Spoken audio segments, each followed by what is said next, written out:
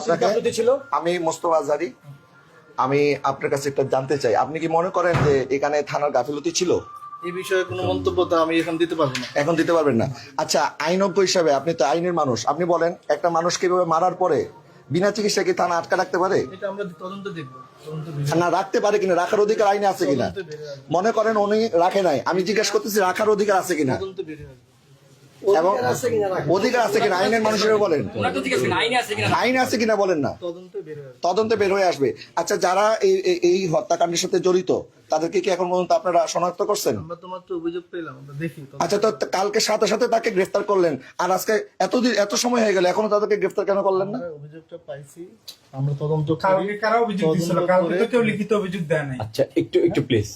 না, আপনার আউটসাইড করেন, আমি কথা বলতেছি তো। আমি একটু আপনাকে অনুরোধ করি, আপনার এই জুলাই অভ্যুত্থান আমরা করছি ছাত্র জনতা বৈষম্য দূর করার জন্য, এই ইনজাস্টিস দূর করার জন্য, মব দূর করার জন্য। এখন আপনারা যদি পদে বৈশা এখন আপনারা এই মব জাস্টিসের ব্যাপারে শক্ত পদক্ষেপ না নেন। আমরা অভিযোগটা পাইছি, জি, এই অভিযোগ অনুযায়ী আমাদের যত আইনগত ব্যবস্থা আছে জি, সব ব্যবস্থা নিব।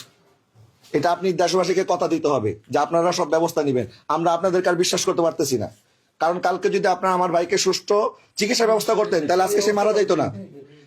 আপনারা আইনের মাধ্যমে আপনারা, আমি বলি এই দাঁড়াও, তাকে কথা কেউ বলবেন না, তাকে চিকিৎসা দিয়ে কোর্টে তুলে তার বিরুদ্ধে যে অভিযোগ আছে এটা তদন্ত হবে, তারপরে আদালত বিচার করবে যে তার জেল হবে না ফাঁসি হবে না কি হবে, তাই না?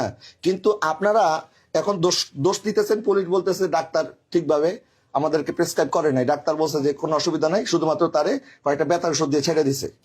এরপরে আপনারা বলতেছেন যে এখন আবার ভিতরে একজন বলতেছে যে আদালত তিনি কেন বললেন না যে তাকে সুস্থতা দেওয়া হোক। এখন ম্যাজিস্ট্রেটের বিরুদ্ধে এরা বলতেছে, আবার এখন ম্যাজিস্ট্রেটের সাথে তো আমি কথা বলতে পারি নাই, কারাগারের লোক হয়তো বলবে যে পুলিশ এই করছে। এখন এই যে আপনারা যে আমাদেরকে হাইকোর্ট দেখাচ্ছেন যে এখান থেকে সেখানে, সেখান থেকে সেখানে, আমরা কোথায় যাব বলেন? কারণ আপনারা তো কেউ দোষ স্বীকার করতেছেন না। আমরা একটা অভিযোগ আপনারা দিচ্ছেন, জি, আমরা অভিযোগটা পাইছি, এই বিষয়ে আমরা তদন্ত করব, তদন্ত করে আইনগত যে ব্যবস্থা নেওয়ার আমরা সম্পূর্ণ ব্যবস্থা নেব। ঠিক আছে। যদি এখানে যার যার গাফিলতি, আমি অনুরোধ করব, আপনিও একজন বাবা, এখানে একটা মা কাঁদছে, সন্তান ইতিম হয়েছে, সন্তান একটা মাত্র ছেলে, এবং না মায়ের একমাত্র ছেলে, ভিকটিমের একমাত্র, এবং সে একজন আলেমে দ্বীন। এই দেশে বিগত সরকার, ফ্যাসিস্ট সরকার অনেক আলেমদের উপর জুলুম করছে। বর্তমান সরকার যদি এখন আলেমদের উপর জুলুম করার এই ট্রেডিশন চালু করে তাহলে কিন্তু খুব ভালো কিছু হবে না। তাদের যে পরিণতি হয়েছিল এদের একই